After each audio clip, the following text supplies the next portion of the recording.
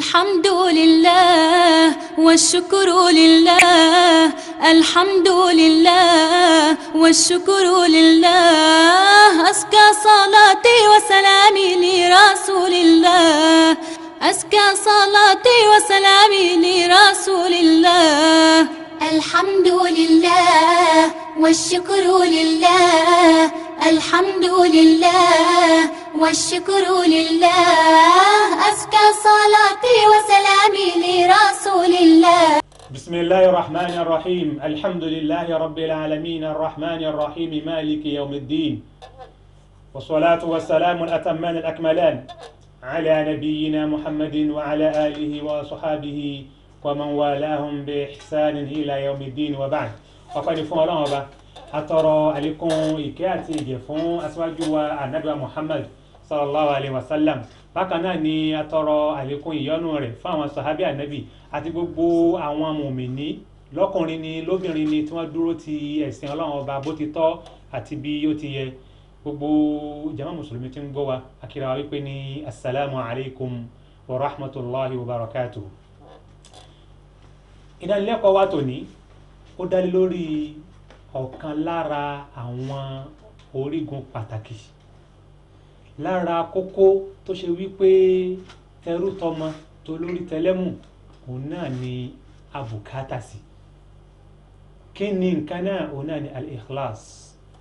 wa ma adrakum mal ikhlas. al-ikhlasu ìṣe àfọ̀mọ́ iṣẹ́ fún Ọlọ́run ọba. al-ikhlasu ìṣe àfọ̀mọ́ àníyàn wa fọ́lọ́run ọba. al-ikhlasu ìṣe àfọ̀mọ́ ọ̀rọ̀ tá ń sọ kó jẹ́ torí t'Ọlọ́run ọba. al-ikhlasu ìṣe àfọ̀mọ́ṣẹ́ tá ń ṣe kó jẹ́ torí t'Ọlọ́run ọba. Ọlọ́run ọba ọba àlékè ọlá ó pàtàkì al-ikhlasu yìí débi wípé Ọlọ́run ọba pa wá láṣẹ rẹ̀ ní àwọn oríṣiríṣi ọ̀nà nínú al-Qur'an al-Karim. àwọn onímọ̀ wọ́n wá wò wípé bó la ṣe lè ṣàlàyé al-ikhlas àfọ̀mọ́ bó la ṣe lè ṣe àlàyé rẹ̀. oríṣiríṣi ọ̀rọ̀ ni àwọn onímọ̀ wá sọ lórí rẹ̀. àwọn kan ní pé ní taqwa Allah, ìbẹ̀rù Ọlọ́run ọba òní ikhlas. àwọn kan ní pé rárá kásìn Ọlọ́run ọba bọ́lọ̀ sí ní kásìn òní ikhlas. àtòríṣiríṣi ní ìlọ gbogbo nǹkan tí wọ́n wí yìí òun náà ni lára ìtumọ̀ al-ikhlas náà ni lára ìtumọ̀ ká ṣe àfọ̀mọ́ ṣẹ́ fọ́lọ́run ọba òun náà ló wà. ṣùgbọ́n bàbá ní ká wo hadithu ibn Umar radiyallahu ta'ala anhuma nígbà tí malaika Jibril tó lọ bọ́ ń ṣe Ọlọ́run ọba tó wá ń bí sallallahu alaihi wasallam ó ń wá ń bí láwọn àbẹ́rẹ̀ kan á rí wípé ó bí débi wípé manil ihsan kí là ń pè ní dáadáa ṣíṣe. tora ara àwọn akásọ pé ní al-ikhlasu huwa al-ihsan n tá ń pè ní ikhlasu ní ihsan. òun ni daraja kan ipò kan tó yẹ pé ní bí ìgbà téèyàn ń promote ilé ẹ̀kọ́ náà ni. èèyàn ó kọ́kọ́ jẹ́ mùsùlùmí bó bá wá di wípé ìsìláàmù rẹ̀ ti rinlẹ̀ dáadáa yóò wá di mùmìnì. tó bá wá pò níbẹ̀ yóò wá di al-muhsin àbí al-mukhlis, ẹni tó tí àfọ̀mọ́ rẹ̀ dọ̀gọ́ngọ́. ó ń ṣe ọlọ́pàá sọ wípé ní al-ihsanu òun náà ni wípé ní an ta'budallaha ka'annaka tarahu fa innaka in lam takun tarahu fa innahu yarak. ó ń ṣe ọlọ́run ọba ní ihsanu bá a ti sọ wípé ní àwọn kan ní òun náà ní al-ikhlas. ó ní wípé ní an ta'budallaha ká máa sin ọlọ́run ọba ka'annaka tarahu amamak, gẹ́gẹ́ bí ìgbà tó ṣe wípé orí ọlọ́run ọba níwájú rẹ̀ pètéètè báyìí. àwọn nígbà sọ máa pé ní torí pé tí o bá rí fa in lam takun tarahu tó o bá rí ní tiẹ̀ fa innahu wallahi yarak, ọlọ́run ọba ń rí wọ pété tí nǹkan kan ò di lọ́wọ́. ikhlasu idhan nǹkan pè ní ikhlasu ni wípé ní an yajidaka Allahu subhanahu wa ta'ala haythu amarak wa an yafqidaka Allahu subhanahu wa ta'ala haythu nahak. ìtumọ̀ ikhlasu pẹ̀lú ìbára àwọn onímọ̀ yìí ni wípé ibi tọ́lọ̀ ti ní òun fẹ́ máa ríwọ̀ ẹrú Ọlọ́run ọba òdodo jẹ́ kọ́lọ́run ó rí ọ níbẹ̀. ibi tó ti wá sọ wípé ibi yìí fẹ́ kọ́ lọ́bẹ̀ má débẹ̀ ìkìláàsù ni.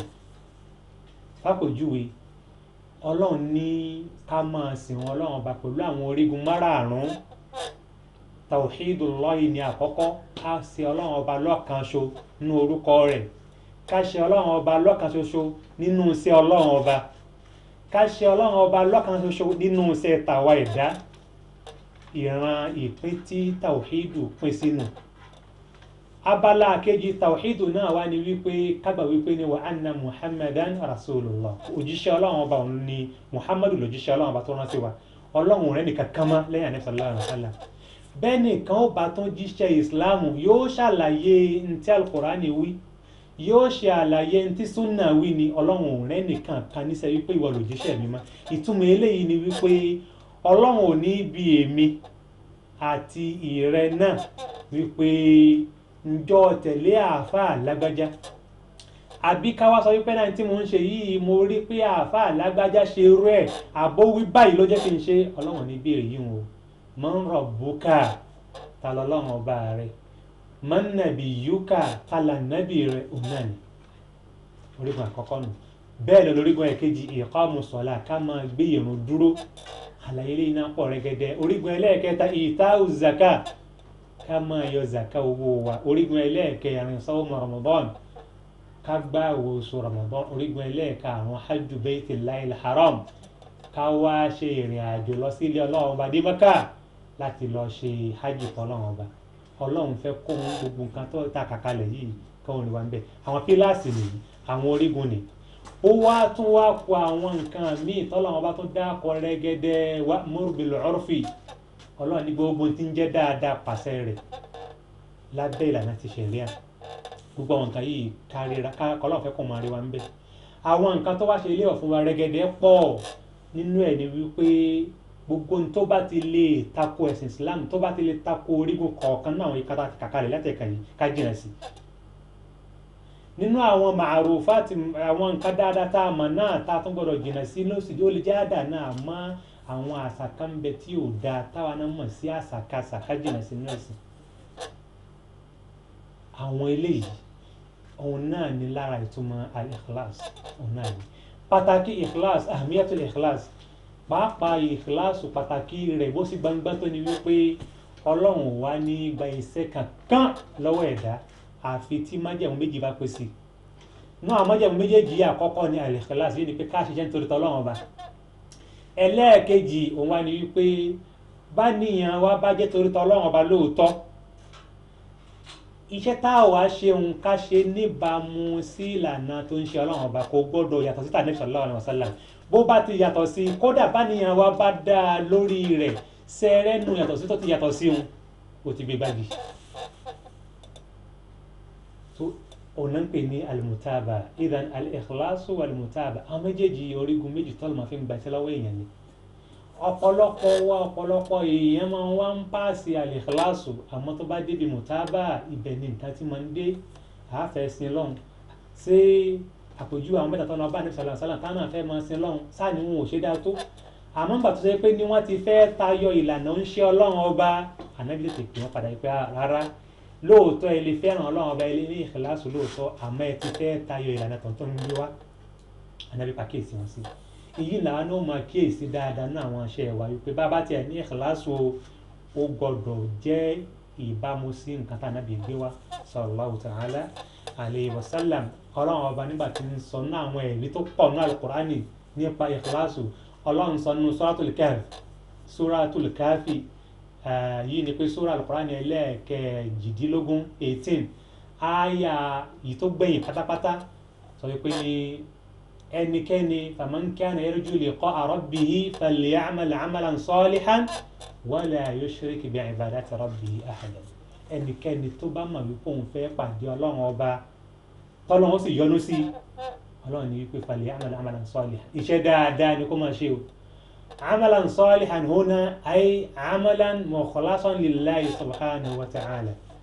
iṣẹ́ tí ó mọ kanga lọ́sọ̀dọ̀ ọlọ́run ọba òun náà ni amalun salih iṣẹ́ dáadáa èyí pé ní tá a ṣe nítorí tọ́lọ́run ọba a ṣe nítorí kárí mi a ṣe nítorí pé kárí bá yìn wá a ṣe nítorí wípé tí n bá sì ní má ṣe kínní yìí yóò sì pa ìyọ́nú àáfàá nìkan ni àbí ìyọ́nú ẹnìkan ni yóò pa rárá nítorí tọ́lọ́run ọba òun ni ó ń ṣe ọlọ́run sọ fún ayé pé sọlọ́run ọ̀tá nínú ọ̀rọ̀ ayé pé ní man ibtagha rida Allahi bi sakhti nnaasi ẹnikẹ́ni tó bá wá ìyọ́nú ọlọ́run ọba kódà tó ṣe pé ní ó ṣe ti káwọn èèyàn bínú sí kó má bẹ̀rù Ànábì sọ wípé ní radiyallahu ta'ala anhu ọlọ́run ó yọ́nú sí bó bá wá yọ́nú sí tán wà arda nnasa anhu àwọn èèyàn fẹ́ wọ́n kọ̀ ọlọ́run nìkan máa yọ́nú sí náà ni lára àwọn pàtàkì ìkìláàsì ọ̀nà kọ́lọ̀ kó ṣe gbogbo wa ẹnìkọ̀ọ̀kan wa ní al-mukhlis lillahi subhanahu wa ta'ala ọlọ́run tó sọ nísàlẹ̀ níbi inú suratul bayyinah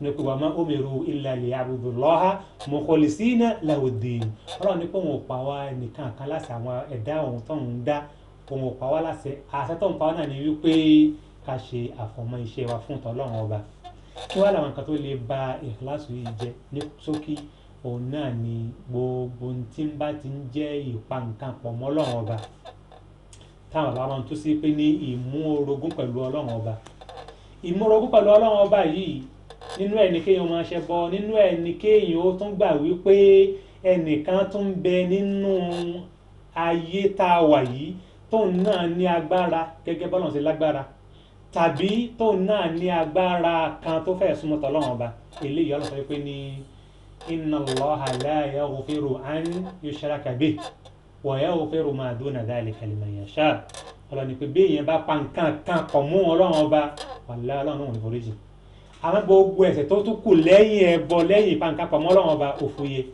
tó ẹ̀dá kan èèyàn máa ká gbìyànjú eléyìí kárí wípé ikhlasu wa lillahi subhanahu wa ta'ala ó dé ògóńgó tó eléyìí náà ni ó jẹ́ kí ọlọ́run kó gba iṣẹ́ wa ọlọ́run kó dákun kó má jẹ́ ká fọwọ́ ara wa ba iṣẹ́ ara wa jẹ́ àṣíríkù ìpa nǹkan pọ̀ mọ́ ọlọ́run ọba méjèèjì àti khafiyu ni àwọn kan bẹ tó pamọ́ tó pé ní ìyẹn lè má mọ̀ gẹ́gẹ́ bí iṣẹ́ àrími gẹ́gẹ́ bí ìmọ̀ búra èké gẹ́gẹ́ bí ìmọ̀ fi àwọn nǹkan míì búra Ògún ń gbọ́ Ọbàtálá ń gbọ́ àti bẹ́ẹ̀ bẹ́ẹ̀ lọ gbogbo àwọn eléyìí lára ẹbọ ni o lára nǹkan míì pọ̀ mọ́ ọlọ́run ọba ni o kí ló dórí bẹ́ẹ̀ torí pé ọlọ́run ọba nìkan la lè fi búrọ́ gbọ́dọ̀ pé ní a fẹ́ kí nǹkan tá à ń wíhun kó tóbi kó wúwo lẹ́mìí ara wa ni àwa gbọ́dọ̀ jẹ́ kí nǹkan mi ò tún máa dẹ́rù bà wá mọ́ lẹ́yìn ọlọ́run ọba àwọn ètò fúyẹ́nu àwọn ètò wáwúwo náà pọ̀ ní ọ̀pọ̀lọpọ̀ tó n tí agbàlérò pẹ̀lú ìjókòó yìí ni pé ká ṣe àlàyé ní ṣókí nípa ìkìláàsù àti àwọn nǹkan tí ó lè ba ìkìláàsù yìí àbí ọlọ́run ọba náà kan ṣó rẹ̀ kó fi ẹ̀sìn náà kó fi rọ̀ wá lọ́rùn وشواني مخلص لله سبحانه وتعالى هذا وصلى الله وسلم وبارك على نبينا محمد وعلى آله وأصحابه وسلم والسلام عليكم ورحمة الله وبركاته الحمد لله والشكر لله الحمد لله والشكر لله أزكى صلاتي وسلامي لرسول الله أزكى صلاتي وسلامي لرسول الله الحمد لله والشكر لله الحمد لله والشكر لله أزكى صلاتي وسلامي لرسول الله أزكى صلاتي وسلامي لرسول